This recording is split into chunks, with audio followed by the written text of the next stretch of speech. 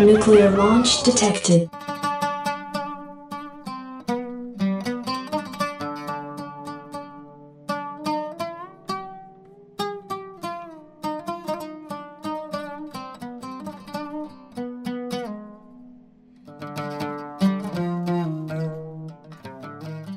The technocrats are the ones that stand behind the pseudoscience of the modern world, which has to do with climate change and now with the pandemic.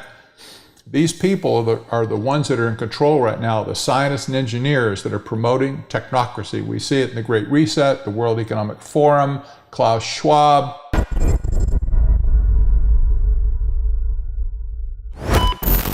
The COVID-19 crisis has shown us that our old systems are not fit anymore for the 21st century.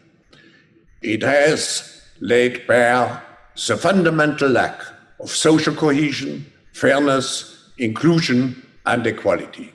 Now is the historical moment, the time, not only to fight severe virus, but to shape the system for the need for the post-corona era. We have a choice to remain passive, which would lead to the amplification of many of the trends we see today: polarization, nationalism, racism, and ultimately increased social unrest and conflicts. But we have another choice. We can build a new social contract, particularly integrating the next generation. We can change our behavior to be in harmony with nature again. And we can make sure that the technologies of the fourth industrial revolution are best utilized to provide us with better lives. In short, we need a great reset.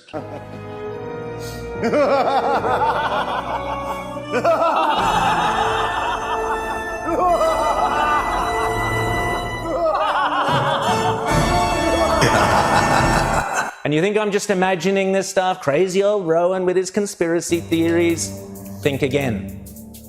We have to prepare for a more angry world, and how to prepare? It means to take the necessary action. What we want to do in Davos this year in this respect is to push the reset button.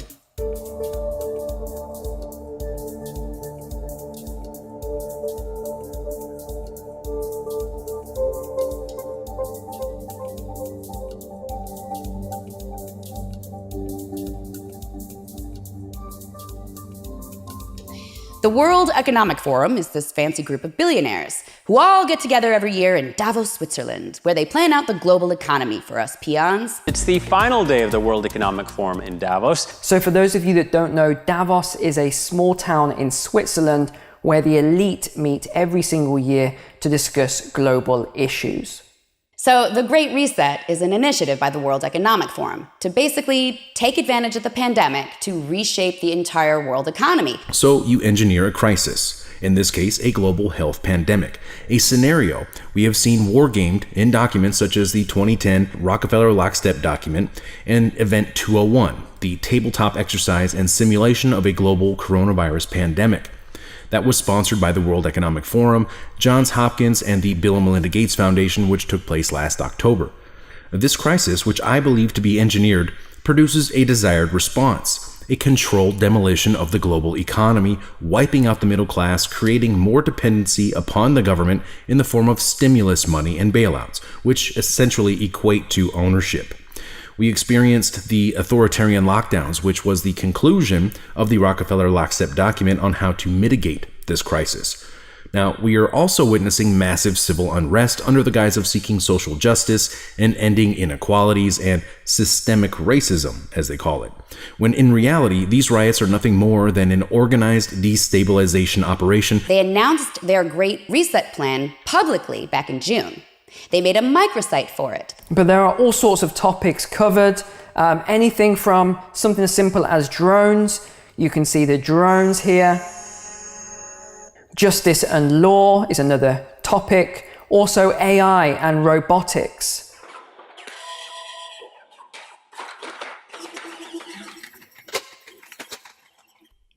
They also made a portal page in their agenda section to support the reset entitled, "To Build Back Better, we must reinvent capitalism. Here's how."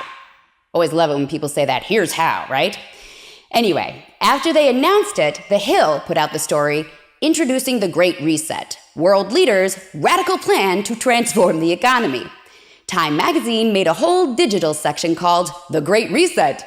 They also made a cover for their November 2nd issue depicting the world under scaffolding with the headline, "The Great Reset." Joe Biden actually adopted the Reset's tagline, "Build Back Better," as his campaign slogan. It was written clearly across any podium he stood at during the election. And Canadian Prime Minister Justin Trudeau referred to the plan in an address from the UN. This pandemic has provided an opportunity for a reset. Building back better means getting support to the most vulnerable while maintaining our momentum on reaching the 2030 Agenda for Sustainable Development and the SDGs.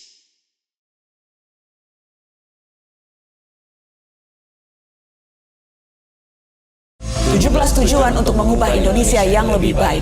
Mari kita bangun Indonesia bersama-sama.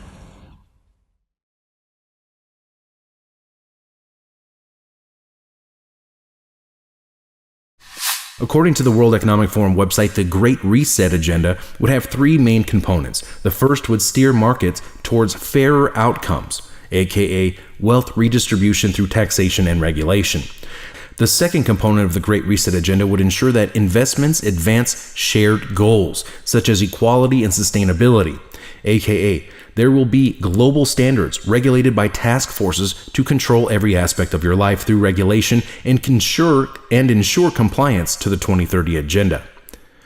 The third and final priority of the Great Reset agenda is to harness the innovations of the Fourth Industrial Revolution to support the public good, especially by addressing health and social challenges, aka this is the transhumanist agenda to merge man with machine and enforce compliance with global governance initiatives laid out by the UN's 2030 agenda. However, it would be wise if countries would spend on rebuilding the economy and investing in new technologies to stimulate the fourth industrial revolution, investing in a better future. Long-term investments are needed from companies too, and it requires leadership and guts, as there will be many temptations to focus on the short term. Our longer-term economic strategy should remain anchored in addressing the Sustainable Development Goals. Oh, that's Agenda 21. I'm Rosa Corey, and I'm from the United States, California. And my topic, what I speak about, is one of the most vitally important issues of our age, and that is United Nations Agenda 21, Sustainable Development. And as I'll be talking about tomorrow, it is the inventory and control plan. Inventory and control of all land, all water, all minerals, all plants, all animals, all construction, all means of production, all food, all energy, all information, and all human beings in the world. And this is a plan that was agreed to by 179 nations back in 1992. It's a United Nations plan. It's called the Agenda for the 21st Century. And so many of us around the world think that, sustainable development, it just sounds so great. Isn't it about recycling and creative reuse and creating energy and food resources for everyone? And the answer is no, it really is not. It's about moving populations into city centers, concentrated city centers, and clearing them out of the rural areas. Now, the Great Reset is not a new idea that they just made up over the weekend, okay? This is a long-standing global governance agenda which ties into the United Nations 2030 Agenda for Sustainable Development, which seeks to regulate, control, and redefine all aspects of life as we know it. And in June of last year, the United Nations and the World Economic Forum formed a strategic partnership to accelerate the implementation of the UN 2030 Agenda. Because from looking at the partnership list and the investor list, it does tend to look as though this is the 0.1% of the world's elite who is in attendance at Davos. So who pays for Davos? Well, according to the website, this is the world's most significant business entities who foot the bill. The forum offers different levels of membership and partnership. Now look at these fees. The membership fees range from 60,000 to 600,000. So let's just convert this in Swiss francs. That's 65,500 US dollars to 657,500 US dollars. So I don't know about you, but that doesn't sound as though that would just be the average person in attendance. But let's look at the partnership list then here. We have everyone from MasterCard to Microsoft. These are some big companies that you will know straight away. We also have in attendance some more controversial organizations such as the Soros Fund Management. So this is George Soros's company. BP, British Petroleum, is another one. We also have Bayer in attendance. So BP is an energy company. Bayer, of course, International Chemicals, they purchase Monsanto. So the next question is, who are the people involved in this initiative? So let's take a look at a few most famous, well-known ones now then. Now the root cause is not so. Is now cheap. We don't need a low carbon. getting here alive. Realign our own economy. Well, the economic adjustment. Well, I want you to know. But there's only one Davos. A number of situations that CMOs are done. I want to focus on the third aspect of the Great Reset, the implementation of the Fourth Industrial Revolution, which Schwab has also written a book about, and is a long-standing transhumanist agenda which seeks to merge man with machine and artificial intelligence, something that Elon Musk is already working on with his Neuralink project. The very idea of human being some sort of natural concept is really going to change. Our bodies will be so high-tech, we won't be able to really distinguish between what's natural and what's artificial. Inside our own heads is the most complex arrangement of matter in the known universe. You might ask yourself, can we get to be superhumans?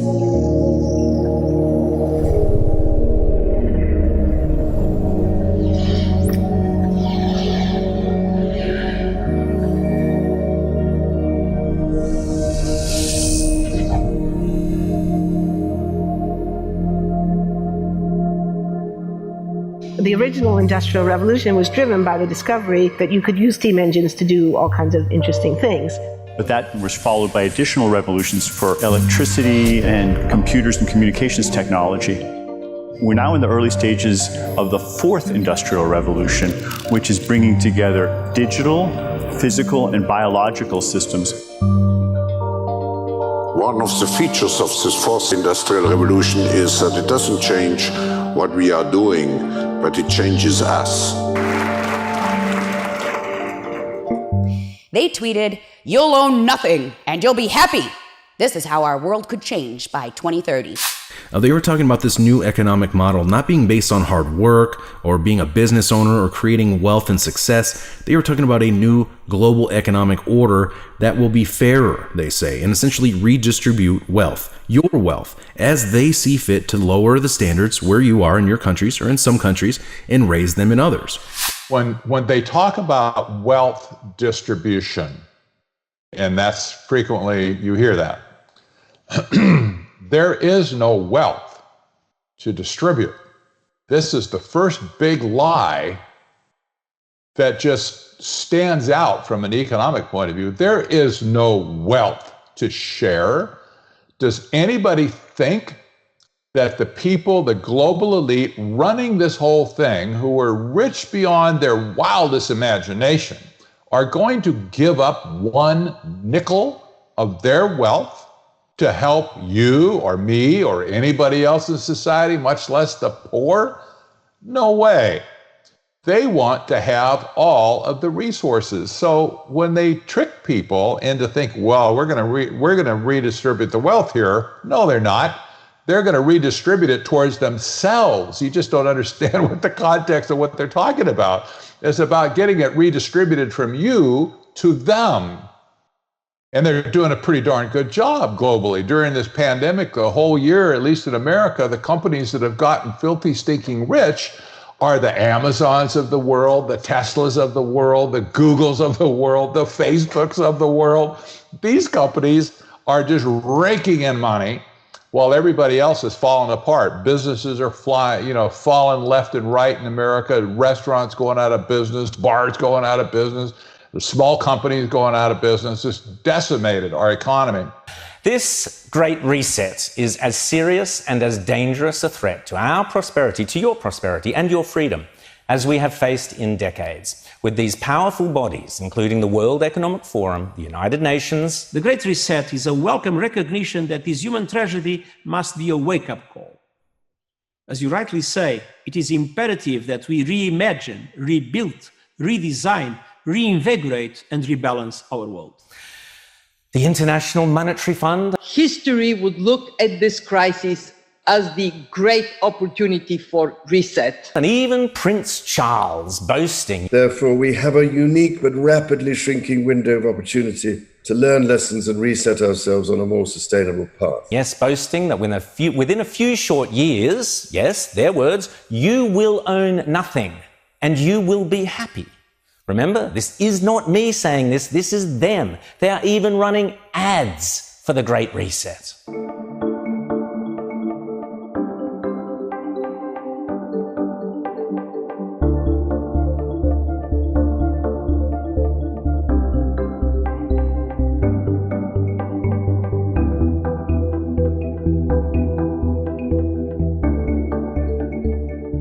So I think personally, and again, this is just my own speculation, I think the central banks are meeting and they are probably in development right now to create these digital currencies in order to make a switchover. We can do better than build back the pre-pandemic world. We can build forward to a world that is more resilient, sustainable, and inclusive. We must seize this new Bretton Woods moment. How? But the current head of the IMF just recently came out with a paper talking about the new Bretton Woods when they changed the system again. So what is this change of the system, do you think? What does it look like? What do you think they have in mind if they're already openly talking about it? And then you've got Klaus Schwab doing his great reset. You said that head of the IMF talking about it now, Justin Trudeau on the UN thing. What do you think it looks like and how far away from it do you think we are? Well, number one, there is not one little teeny-weeny doubt in my mind that we have already begun to walk through it. Yeah. This world does not look the same as it did, 10 months ago. Right. Well, maybe 10 months ago. Right? But it is a completely different world that we're living in. So I got news for you. We're already inside of the reset. Yeah, okay? I'm with you. Okay. Second of all, what it looks like to me is a hyperinflationary depression. That's what it looks like to me. And that's why my personal mantra and what I've been working on, you can't see around you, but food becomes the single biggest issue for most people. And right now, there are more people dying of starvation than there are of the coronavirus. Yes. So we're already seeing, we're already seeing that issue come up. So I think it's a hyperinflationary depression. And I think that it is critically important that everybody get prepared, number one, to sustain your current standard of living. Number two, to protect the wealth that you have managed to accumulate. And number three, if you can, get yourself into the position that the guys at the top that understand this themselves have put themselves in the position to take advantage of it. Never let a good crisis go to waste, right? And how do you sustain your standard of living? Food, water, energy, security, barterability, wealth preservation, community, and shelter. Regardless of what's happening in the economy, these are the things that we all need to have a reasonable standard of living. So, people really need to think deeply about that. Is accumulating the resources of the world into the hands of a few. That would be the technocratic elites that want to run the entire economic system. That economic system depends upon the resources in the world, and it depends, of course, on energy. We are told the lockdowns are ordered because of a virus that poses no great danger to a very large percentage of the American public. Yet, instead of adopting a different approach, politicians are doubling down on the failed policies of masks and lockdowns. Meanwhile, big tech companies, which are already often acting as partners of government, silence anyone who questions the official line regarding the threat of coronavirus or the effectiveness of lockdowns, masks, and vaccines. The disastrous response to COVID is just the latest example of how those who give up liberty for safety or health will end up unfree, unsafe, unhealthy. Instead of a great reset of authoritarianism, we need a great rebirth of liberty. Global governance is at our doorstep. It's being rolled out under the justification of this COVID-1984 crisis. And at the end of the day, we, the people, do not have a say in our future, according to them. We don't even get a vote, according to them. These technocrats are deciding the future of humanity for us right now. And guess what? The future of humanity isn't human at all.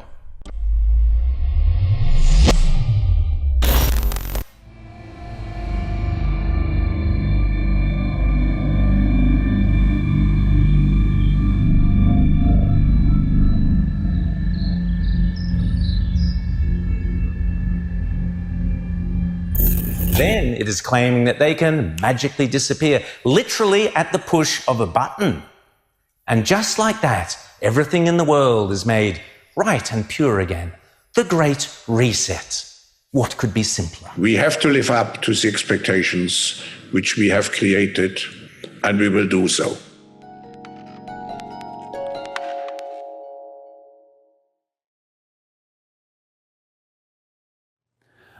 Whereby the world will be run not by elected people, but by technocrats, by bureaucrats, by medical technocrats like Fauci and these characters in Britain like Valence and Whitty and Silicon Valley technocrats and scientists and engineers. Now, takes a breath. Who's driving the show now? All I'm offering is the truth, nothing more.